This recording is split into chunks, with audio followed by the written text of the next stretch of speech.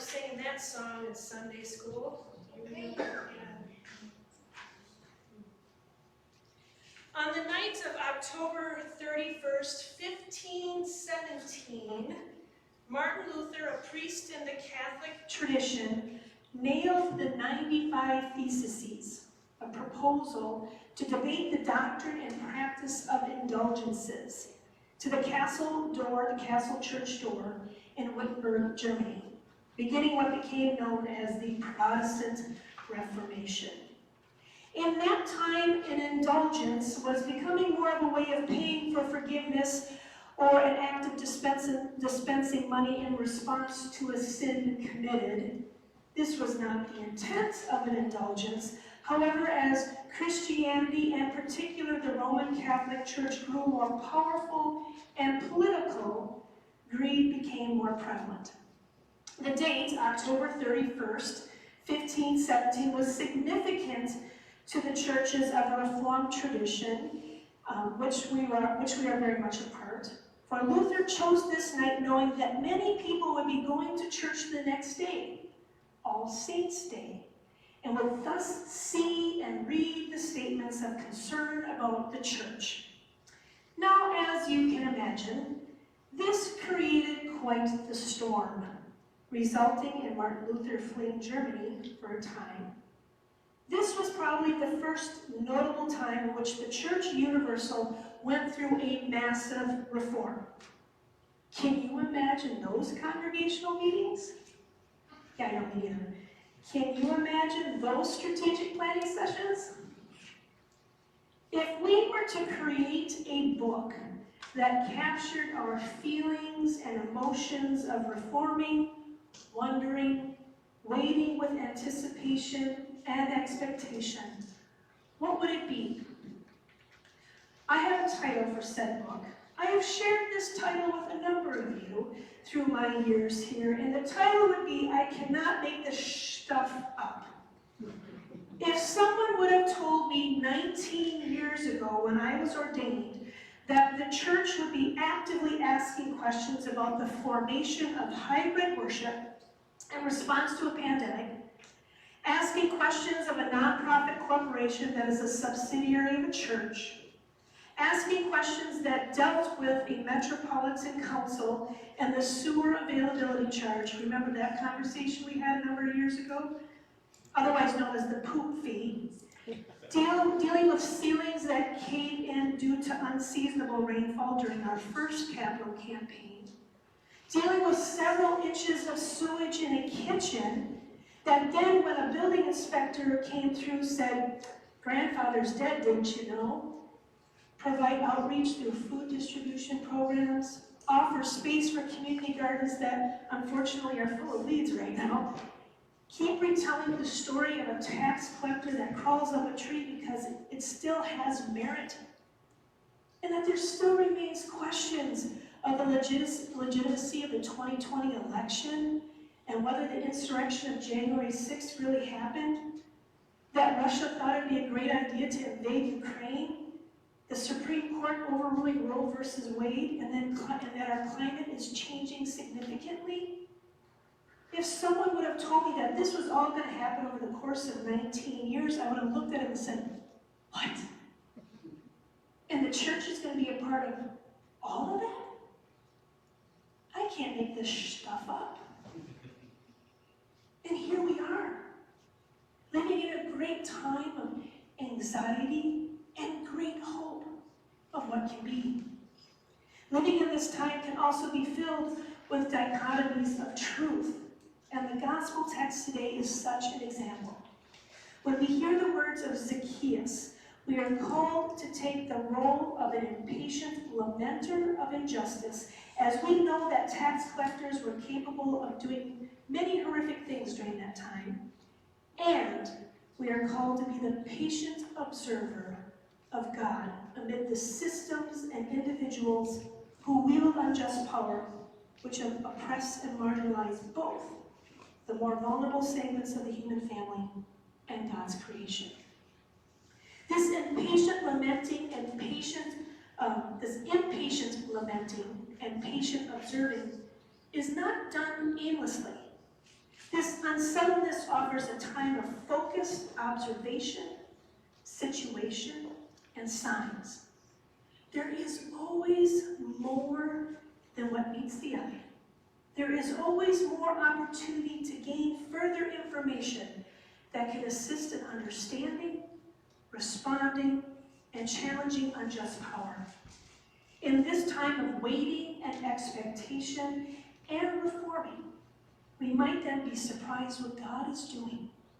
And sometimes it is in others we may least expect who are inspired to act for liberation and change.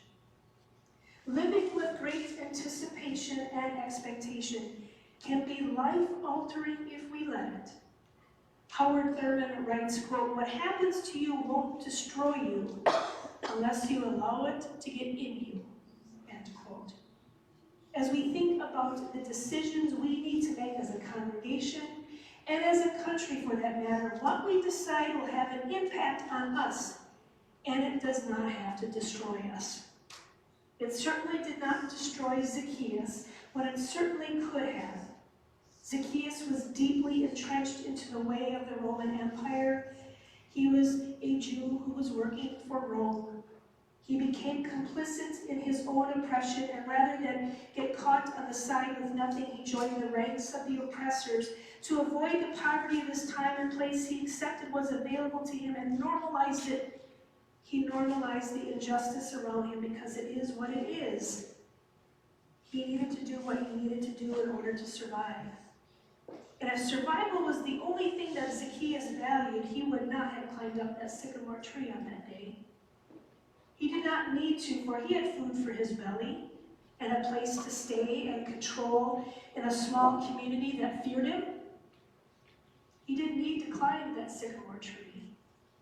And yet maybe he was looking for a way out so that he would not be destroyed in the process. Perhaps he too was looking for salvation. Perhaps he was looking with great anticipation and expectation of something more. Perhaps he too was facing a risk he didn't know if he should take. And Jesus makes a way out of no way. And Zacchaeus found that to be true. Jesus offered Zacchaeus a way out, though I don't know if it dawned on Zacchaeus in the time, and in that moment when Jesus called him down from the tree, that he had a way out. If Jesus can offer a way out for Zacchaeus, then I believe that Jesus can offer us a new way to be alive and available to each other and to our community. Seeing Jesus is seeing salvation, is seeing life, is seeing another way possible. Zacchaeus' name in Hebrew can be translated as pure, innocent. Living as a tax collector would prove to be difficult to live up to such a name. However, when one encounters Jesus, when pure and innocent meets Jesus, a chance to live up to one's name becomes more clear. Zacchaeus announces that he will pay restitution. He will give back fourfold. Zacchaeus is changing on the fly with no future promise, and yet the change is apparent. Reverend Louis Dwayne Francois III, pastor of Mount Zion Baptist Church of Pleasantville, New Jersey, writes that when you embrace your divine identity, you are defined beyond your inventory, infractions, and insecurities. Authentic grace is not the power to purchase, he writes. It is the power of something more. It is the power to change the narrative. Zacchaeus created a new story for himself. Pastor Francois III writes that there are moments in life when God gives you the opportunity to go public with your transformation. God gives you a chance to stand your ground. Folks, it's time for us to stand our ground. It's time to embrace our divine identity, an identity that values extravagant welcome in this diverse neighborhood, and knowing firsthand that Jesus has made a way out of no way many times. If Zacchaeus, when translated, means pure, innocent, what does Hazel translate to as Hazel Park?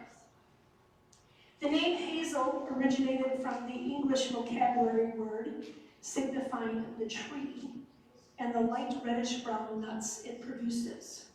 The formation of the tree is one of crazy contortions and wild curlicue branches with inconspicuous flowers and nut-like fruits.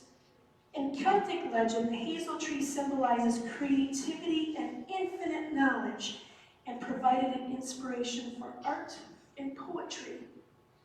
We now know that the ancient Celts were onto something. Hazelnuts are considered one of the most nutritious brain foods for today. The mighty hunter-warrior from Celtic mythology, Fionn Mac Cumhaill, was said to gain the wisdom of the universe from eating hazelnuts.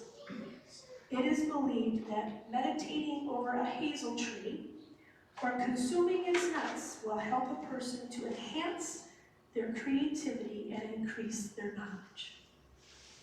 Well, no one can say we lack creativity or drive. As we stand in the doors of Reformation once again, I realize that there is a cost imagining something new and then letting something go. There's also a cost with the emotional, mental, physical, and spiritual bandwidth that comes with reforming. Do we, the church, have to keep doing this? And the answer is simply yes. We have to keep doing this. And it takes a toll. And if we want the church to be what we know it can be, a place of grace and salvation and extravagant welcome, a place to see from the sycamore tree, a place where there is affirmation and love, then we need to keep reforming, evolving, changing, asking questions, and wondering how we can be the church that keeps an eye on the past, attempts to meet the needs of today, and forges ahead with a vision of the future. We are on the edge, the cutting edge, of an unexpected transformation. And this kind of transformation is surely filled with expectation and anticipation, and it's full of a great deal of grace and love. May it be so.